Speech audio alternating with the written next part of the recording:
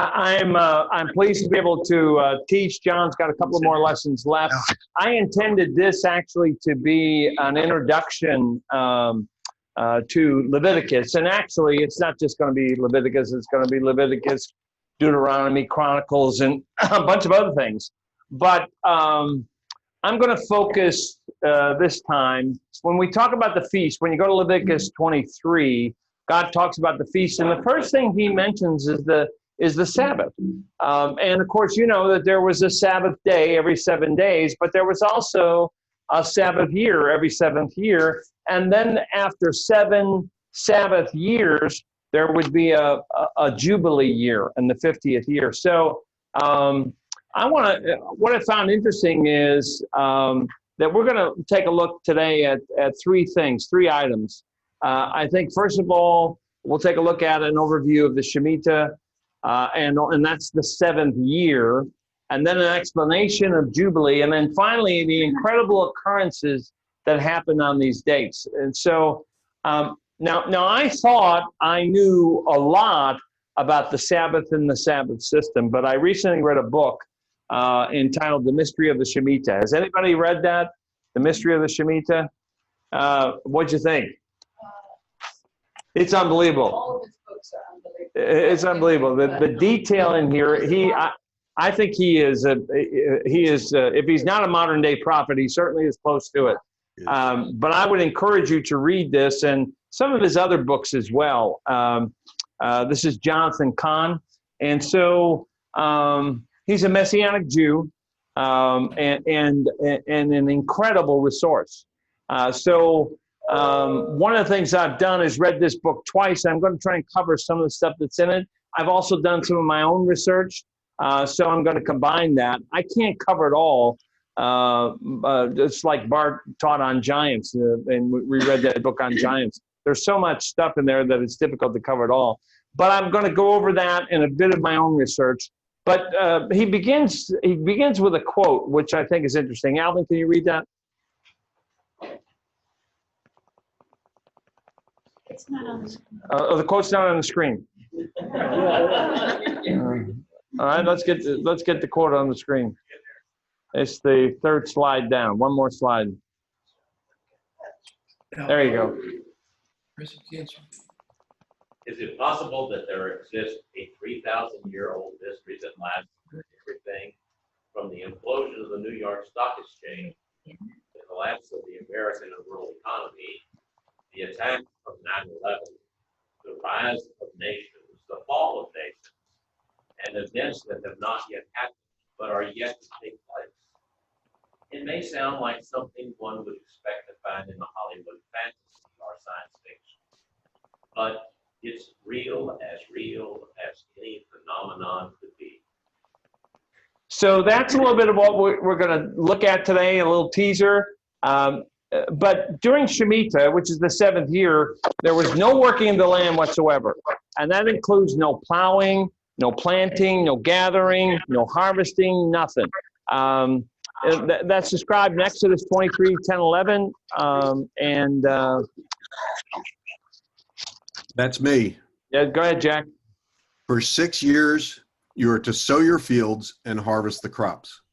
But during the 7th year, let the land lie unplowed and unused.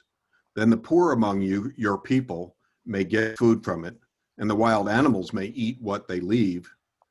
Do the same with your vineyard and your olive grove. So the 7th year was to be distinct. It was different than the other 6 years. But it was not only for the people to rest, it was also for the land to rest. In Exodus 23:11, Jack, again, can you read that? Yes. But during the 7th year, let the land lie unplowed and unused. Then the poor among your people may get food from it, and the wild animals may eat what they leave. Do the same with your vineyard and your olive grove. Now listen to what happens to the people on the last day of that year. Deuteronomy 50, which is a date called Elul, E-L-U-L 29. But Deuteronomy 15, 1 and 2, Jack. At the end of every 7 years, you must cancel debts. This is how it is to be done. Every creditor shall cancel the loan he has made to his fellow Israelite.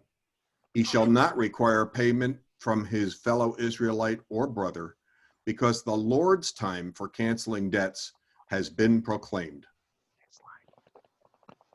Okay, so every creditor had to release what they owed, and it was a day of financial, what I'll call nullification or financial remission. Now, what's the problem with this? Obeying this led to some pretty serious economic circumstances. How so? Yeah, Ken. So that doesn't help credit at all, does it? Yeah.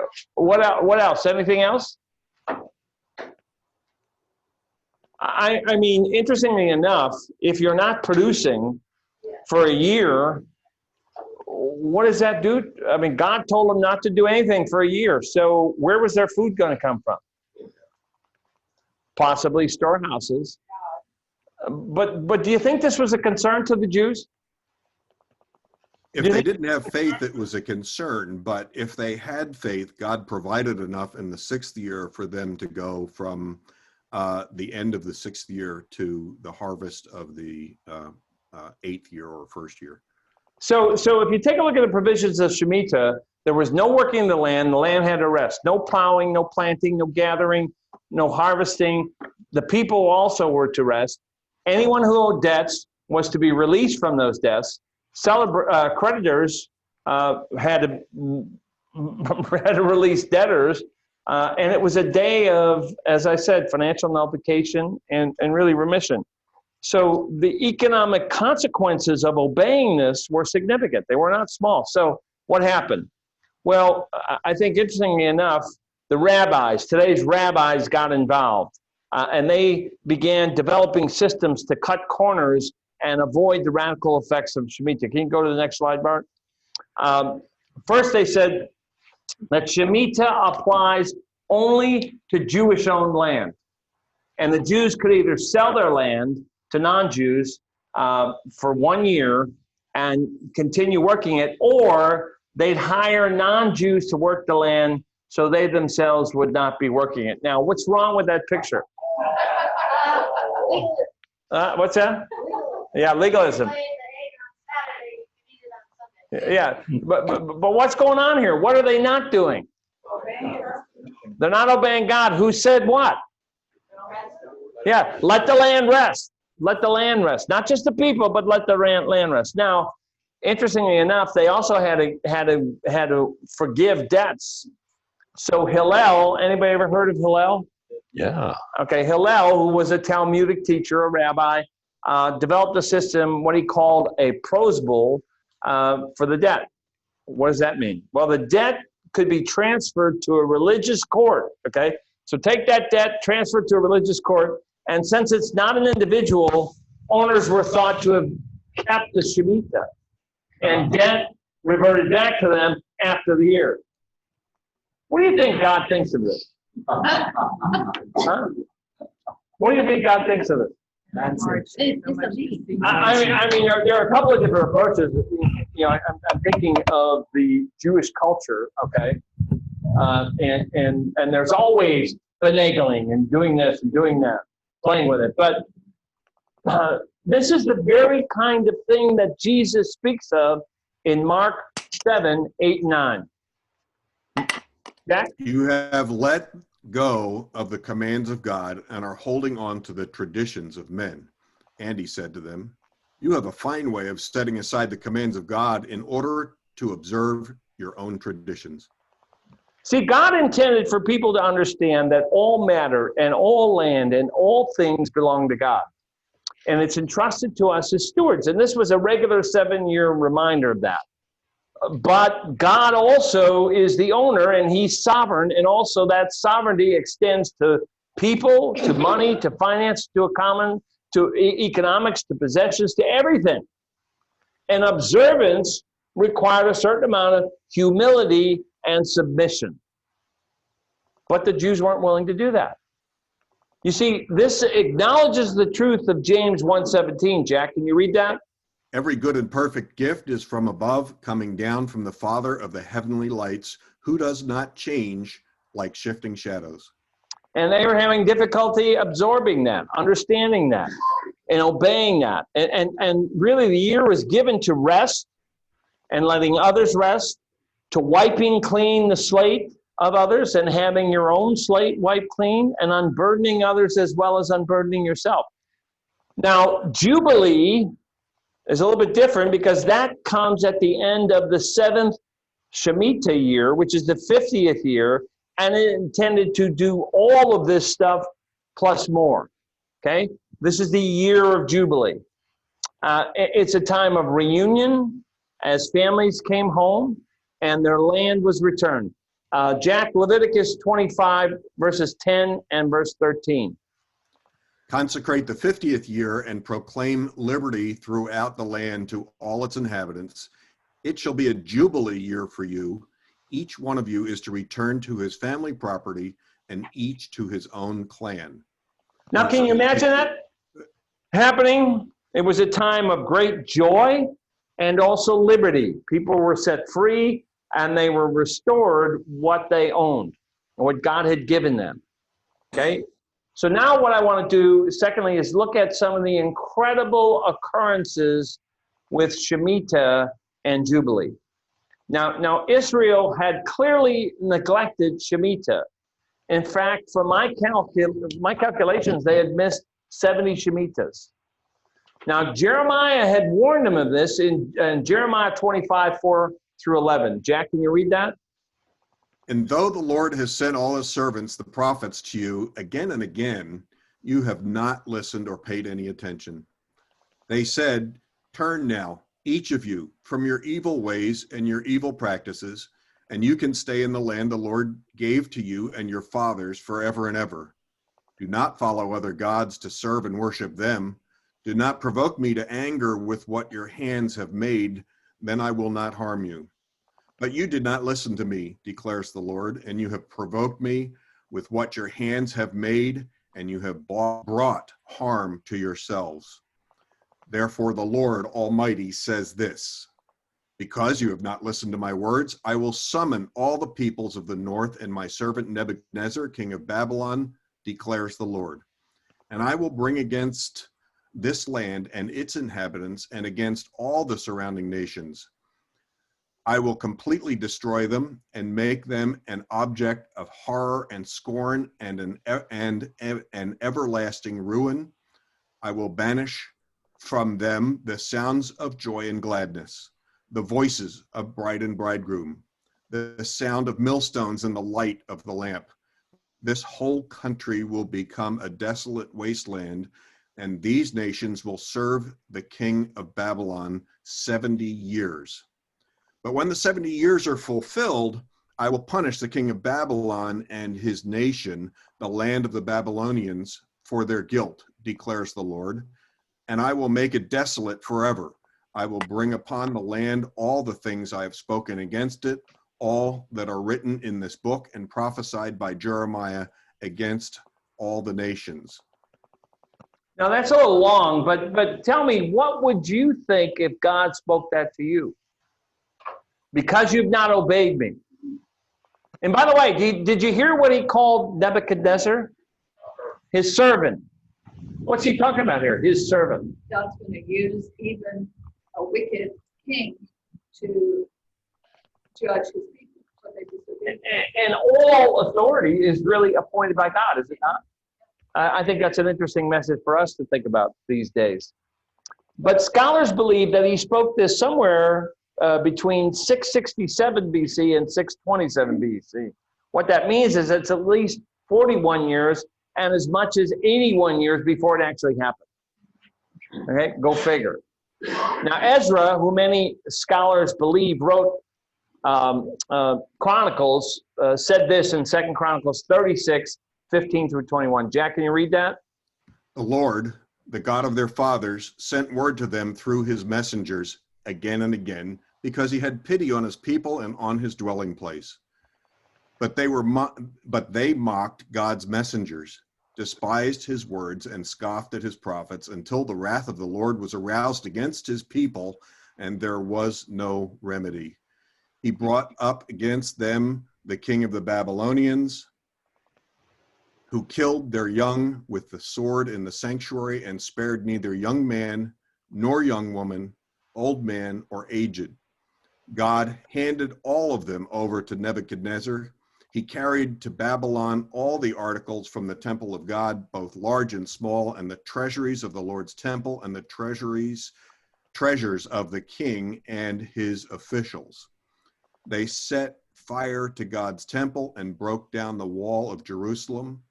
They burned all the palaces and destroyed everything of value there. He carried into exile to Babylon the remnant who escaped from the sword, and they became servants to him and his sons until the kingdom of Persia came to power. The land enjoyed its Sabbath rests. All the time of its desolation it rested, until the 70 years were completed in fulfillment of the word of the Lord spoken by Jeremiah.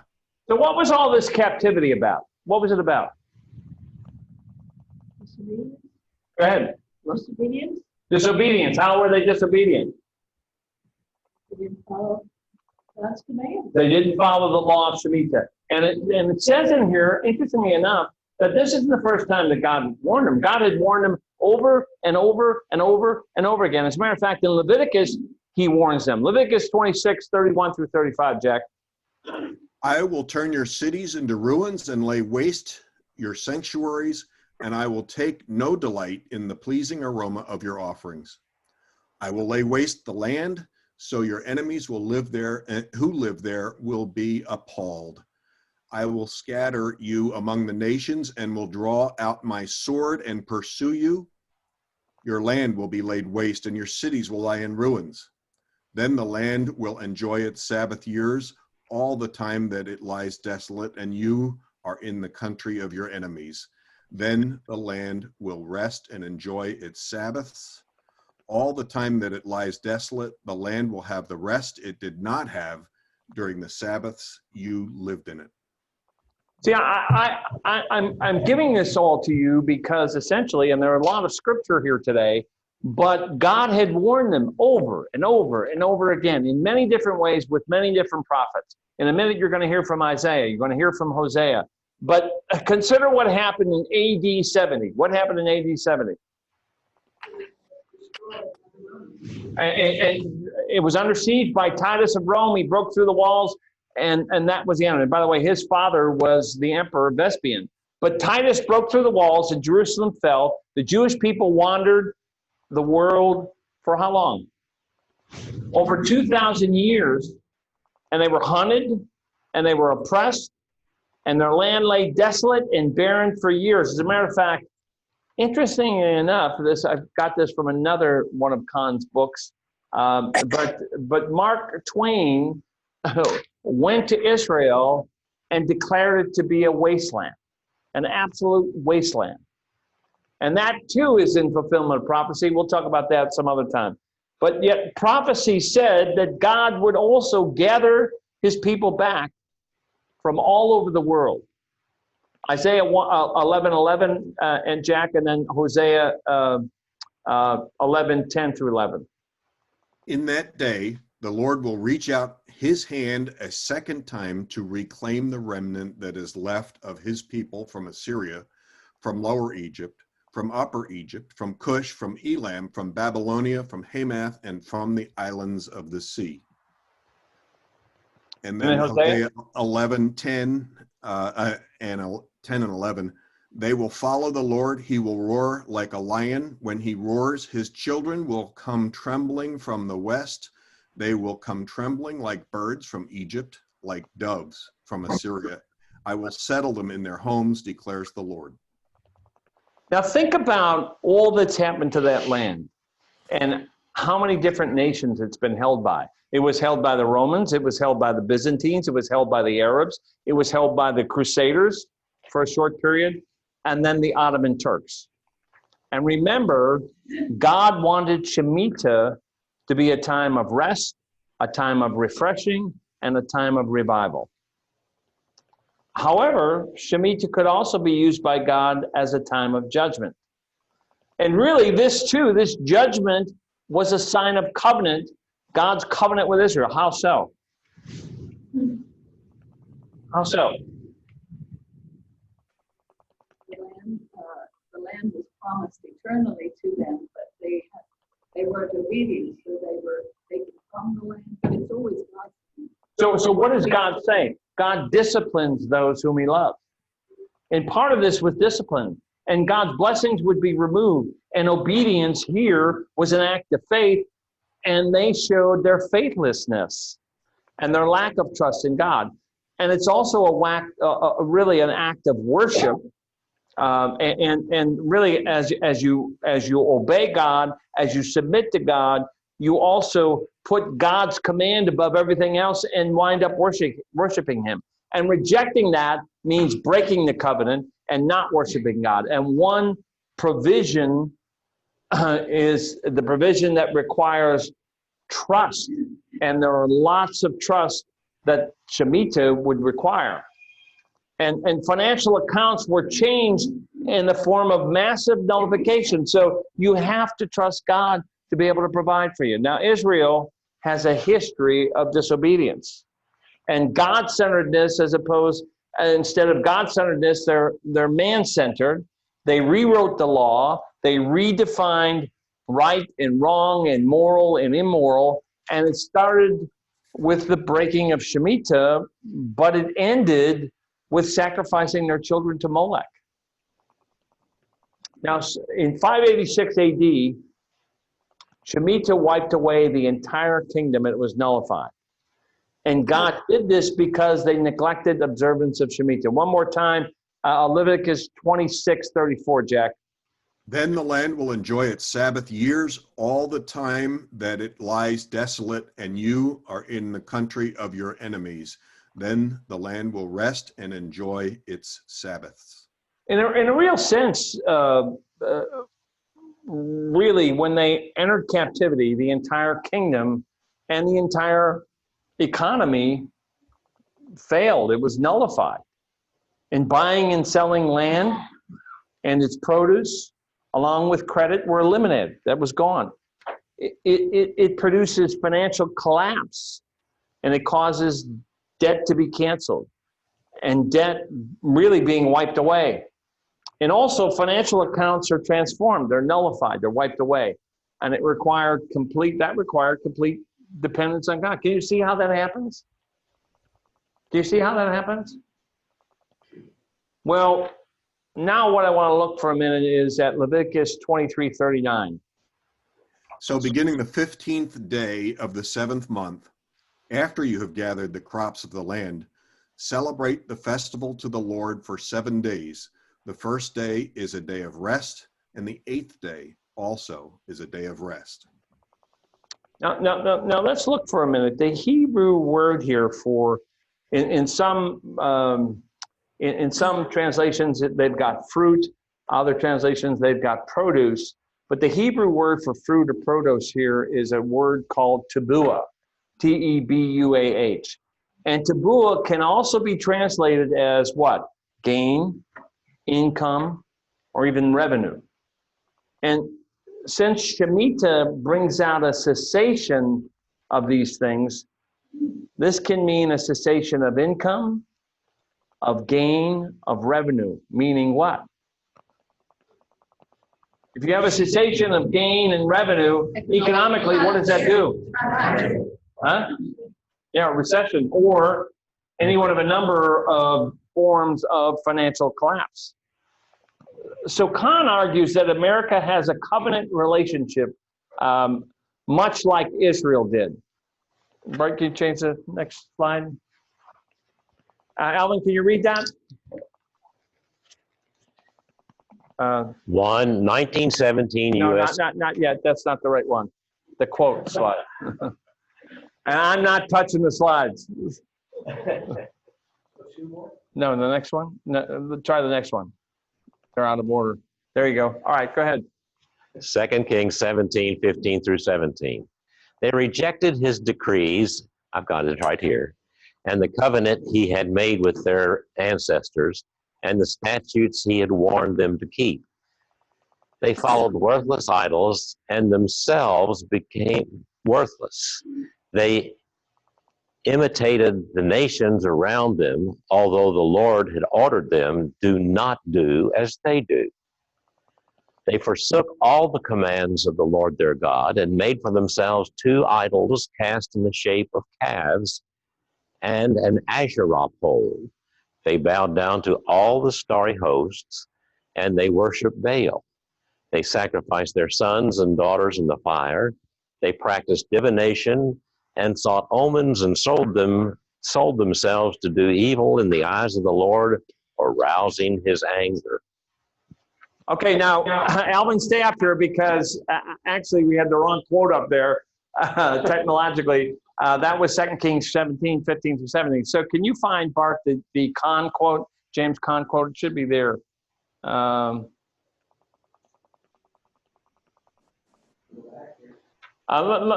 mind. Let me read to you what he says. Here's what he says. The Puritans actually made a covenant. And we can't say what God did on his side.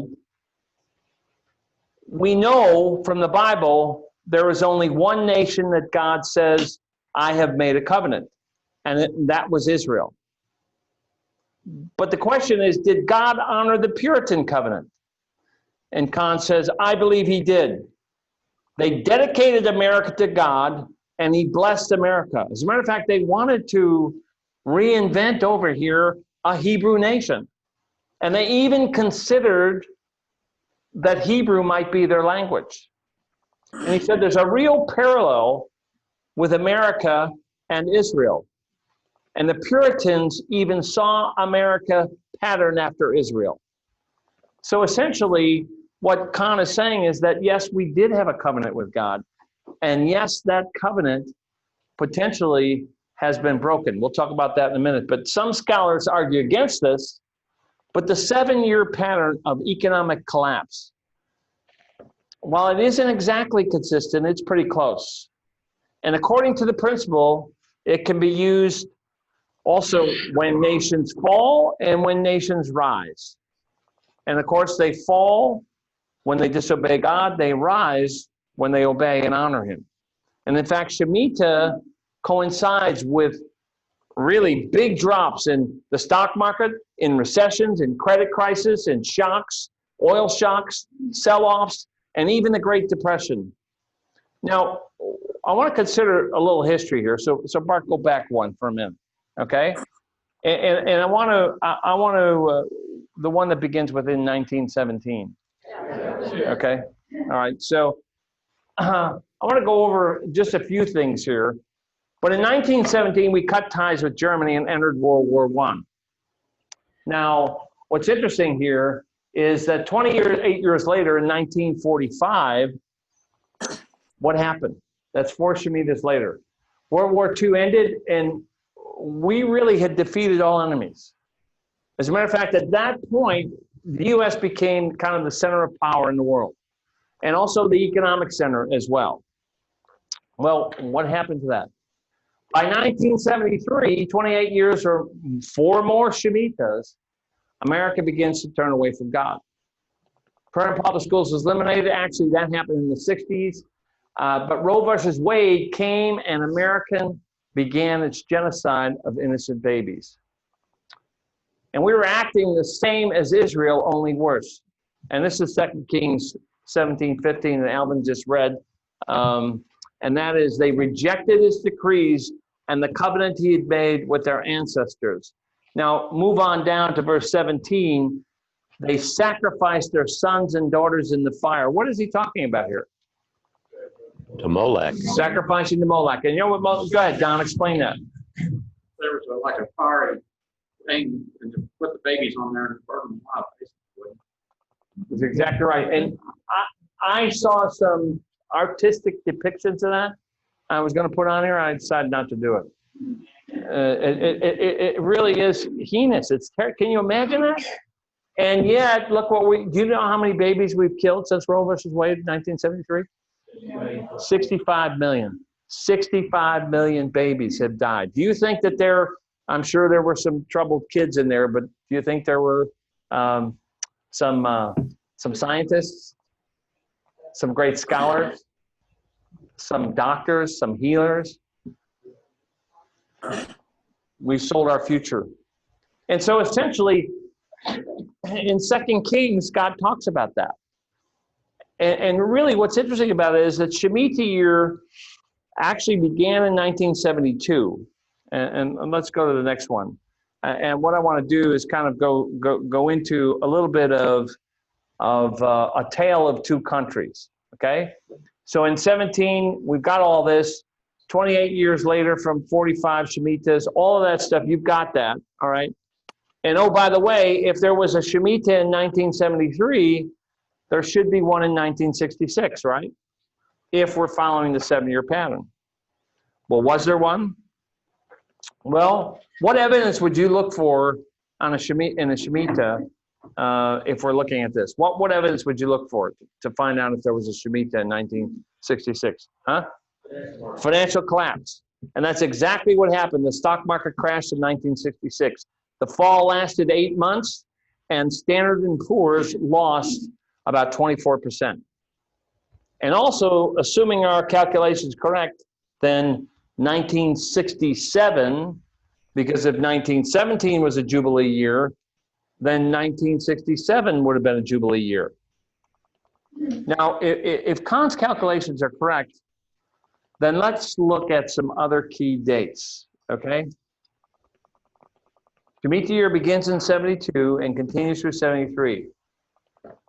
Stock market reaches its peak on 1/11/1973. The Supreme Court rules in support of abortion in the Roe versus Wade case in 1/22. So that's 11 days later in 1973. By the end of January, which is how many days? 30 days after September, April, June, and November, all the rest have 31. So January 31st, by the end of January 1973, the market started to shrink. And the total market collapse wound up being 48% and ended in the fall of 1974. That's a substantial market decline. And also, America suffered its first major military defeat in Vietnam. Now, is this a coincidence? What do you think? Is this a coincidence? What do you think? Nothing ever happens that doesn't first pass through the heart and mind of God. I'm sorry, say that out loud. Nothing ever happens that doesn't first pass through the heart and mind of God. Of God. Okay, that's exactly right. Now, let's take a look at some more. If Kahn's calculations are correct, let's look at some other key dates. Shemitah 1966, we've already covered that. Standard & Poor's drops 24%. We have a credit crunch. In 1973, the stock market crash occurred. 45% we lost. We had an oil crisis. Everybody remember the oil crisis in 1973? And we had a recession. 1980, Shemitah 1980, most significant recession since the Great Depression in 1980. 1987, Black Monday, the worst percentage loss of the stock market in history up to that point. Shemitah 1994, the great bond market crash, greatest in history. Shemitah 2001, recession and a stock market crash. Shemitah 2008, the Great Recession and global financial collapse. Shemitah 2015, stock market collapse worldwide. And Shemitah 2022, we're not sure yet. What do you think about this? Is this coincidence? Nope. Huh? During those times, like you mentioned some other things that happened, but what happened in each of those years? Well, I think that's a good research problem for you, Terry. But there are some things that happened during those years, no question about it. We were standing more for life. That was when Reagan was president.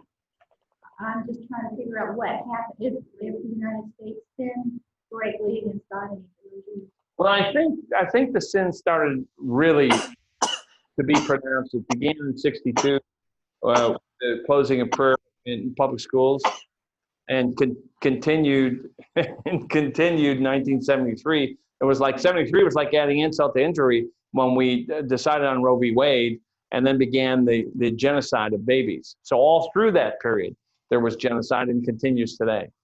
So there may have been other things, other instances, but I didn't take the time to really go through and look at that. But the point is, that's pretty interesting, I think. I found it fascinating. I don't know about the rest of you, but I would encourage you to read The Mystery of the Shemitah. But let's take a look at Shemitah 2015, because we had a worldwide stock market crash. And let's take a look at what happened. 2015, the collapse wiped out 16% of British markets, 18% of French markets, 25% of German markets, 43% of Chinese markets. That's the Shanghai Stock Exchange. 4,000 points from the Indian markets, 12,000 points from Brazilian markets, 2 trillion from US markets was lost, and 11 trillion worldwide. That's massive. And by the way, that's a Shemitah year as well. And Isaiah 40 tells us, have you not known, have you not heard? The Lord is everlasting God, the creator of the ends of the earth. He does not faint or grow weary. His understanding is unsearchable. And God really is in control of the entire world. Not just the United States, the entire world.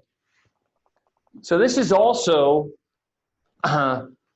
what happened, I think, during that period in 2015. World trade kind of collapsed. Commodities slumped. Commodities were at a 16-year low, and we had a low in mining and oil. U.S. industrial production declined for 5 straight months, similar to cases in China and all throughout Europe. Retail sales collapsed, literally collapsed, and 6,000 retail stores shut their doors. Leviticus 25:20, Jack. You may ask, what will we eat in the 7th year if we do not plant or harvest our crops? I will send you such a blessing in the 6th year that the land will yield enough for 3 years. The land will yield enough for 3 years. Now, what's interesting about this is, again, we have that Hebrew word tabua in there. And the Shemitah year requires you not to harvest. So again, the idea here is that I'll provide enough in the 6th year for you to live in the 7th year, but the 7th year, there's not going to be any gain, no increase, and revenue is going to disappear. Now, any nation like Israel that has known God and known God's blessings and then turns away from God and works against him will see the blessings removed. And these blessings include finance, production, commerce, labor, trade, and much more. Okay? So Shemitah always ends in late summer, early fall. And the last month and peak of Shemitah is Elul, E-L-U-L. And the last day of that is the 29th. And remember, the Jewish calendar is a lot different than Gregorian calendar, which we operate under. But it ends the 7-year cycle. And this day, observant Jews cancel all their accounts. So let's look at some of the happenings. In 2001, the 9/11 attack occurred on this very day, Elul 29.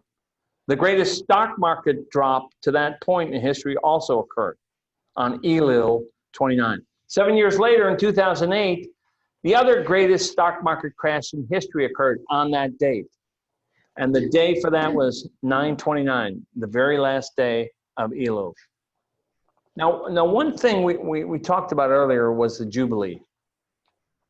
And this is really choice stuff. I hope we have enough time to do it. Because in Hebrew, the word is Yobel. Y-O-B-E-L, Yobel. And it means trumpet blast. And by the way, this week, do you know what happened? Rosh Hashanah occurred. Did you know that? And Rosh Hashanah is noted for people blowing the trumpets, blowing the shofar. I blew the shofar 7 times on Rosh Hashanah. But I come back, I mention that for a reason. Every 7th Shemitah, is followed by a year of Jubilee during which the land rests. And there's also a year of joy and a year of liberty and a kind of super Shemitah. Leviticus 25, 8 through 11, Jack. Count off 7 Sabbaths of years, 7 times 7 years, so that the 7 Sabbaths of years amount to a period of 49 years. Then have the trumpet sounded everywhere on the 10th day of the 7th month. On the Day of Atonement, sound the trumpet throughout your land. Consecrate the 50th year and proclaim liberty throughout the land to all its inhabitants. It shall be a jubilee for you. Each one of you is to return to his family property and each to his own clan. The 50th year shall be a jubilee year for you. Do not sow and do not reap what grows of itself, or harvest the untended vines. Again, this required faith, but Jubilee began on the Day of Atonement or after the Day of Atonement. And slaves and prisoners were set free. All debts were wiped away. The land rested. But Jubilee was also a time of restoration, meaning if our inheritance was lost, we'd get it back. If our family had lost the inheritance, we'd get it back. And in the year of Jubilee, it was restored. And if someone had taken possession of one's land, they had to move. In fact, its proximity to Jubilee affected how the land was valued. Like you said earlier, Ken, people returned to their families and families to their ancestral homes. And essentially, they had been dispossessed, but now they received their inheritance back. Now, consider this. Go ahead. You know what that does in a way? It keeps you living in the present. Because you're not involved in you're dependent on the Lord living in the present. And what's interesting is that it also, interestingly enough, we can talk about this a little later on some other time, but it kept the economy stable. It wasn't an economy built on debt. Now consider this: in AD 70, Jerusalem fell to Titus.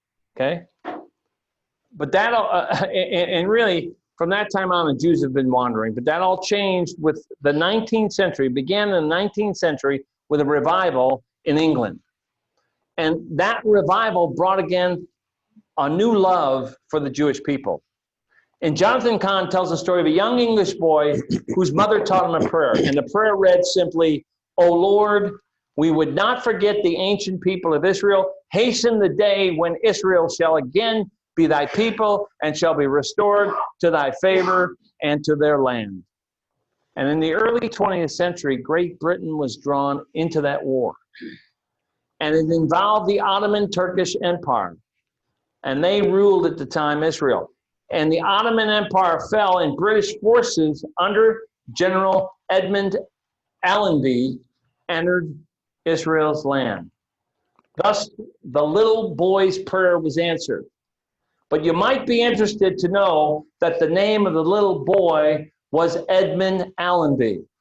Yes, the boy grew up to be a general, and God allowed him to see the answer to his prayer. Isn't that awesome? What a coincidence. Now, the Balfour Declaration was also issued by Britain on 11/2/1917. And here's a brief description from the History Channel. Can we go to that, Bart? Alvin? On November the 2nd, 1917, Foreign Secretary Arthur James Balfour writes an important letter to Britain's most illustrious Jewish citizen, Baron Lionel Walter Rothschild, expressing the British government's support for a Jewish homeland in Palestine.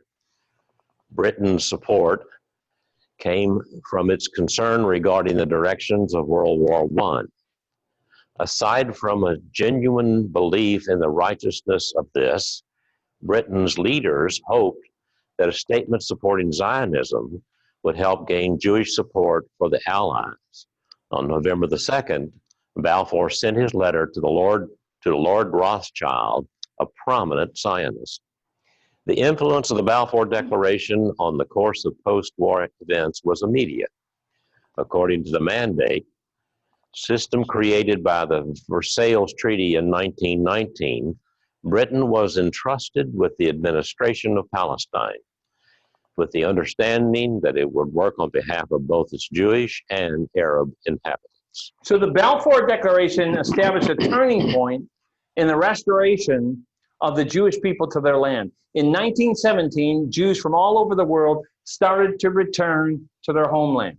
And this restoration of their inheritance ended a 2,000-year period of wandering in exile.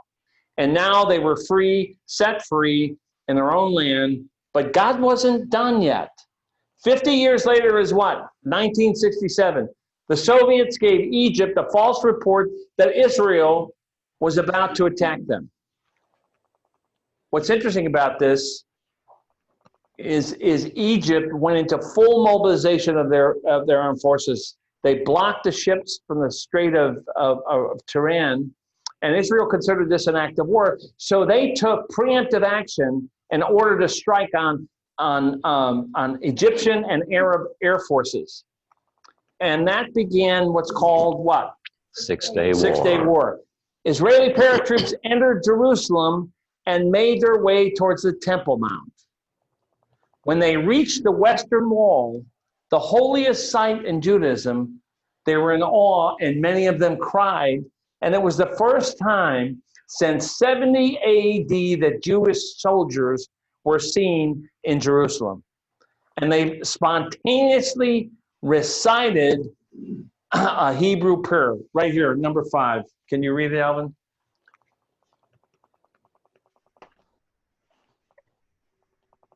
That's Jubilee. I'll read it. Blessed are you, Lord our God, King of the universe, who has sustained us, who has preserved our lives, and who has enabled us to reach this day. And they were joined then by Rabbi Shlomo Goren. Has anybody ever heard of that name? Shlomo Goren. I mentioned him in here before. And Shlomo sounded the shofar. And then he said, the vision of all generations is being realized. The city of God, the site of the Temple Mount, and the Western Wall, the symbol of the nation's redemption, have been redeemed. Now, for the first time in 2,000 years, Jerusalem was in Jewish hands. The holy city is restored and returned to the Jews, and Jews to the holy city. And have you ever heard what happened, or have you ever heard what Jewish people used to say at the Passover meal? Next year in Jerusalem. Now, our 1917 and 1967 clearly times of biblical jubilee? Yes. It's hard to be sure, but coincidentally, consider what happened to Israel. Consider what happened to the world, in the world as Great Britain declined and the U.S. emerged in power. Consider what happened to the markets. Now, there's one, if you'll bear with me, there's one last coincidence I want to cover. Shemitah began on 9/27/65 and ended on 9/14/66. The liberation of Jerusalem is in 1967. In 1967 is a year of Shemitah, and Jubilee does follow a Shemitah year. Now, Rabbi Goren was born in 1917. So when he blew that shofar, how old was he? 50 years old. You see, this site was originally purchased by King David.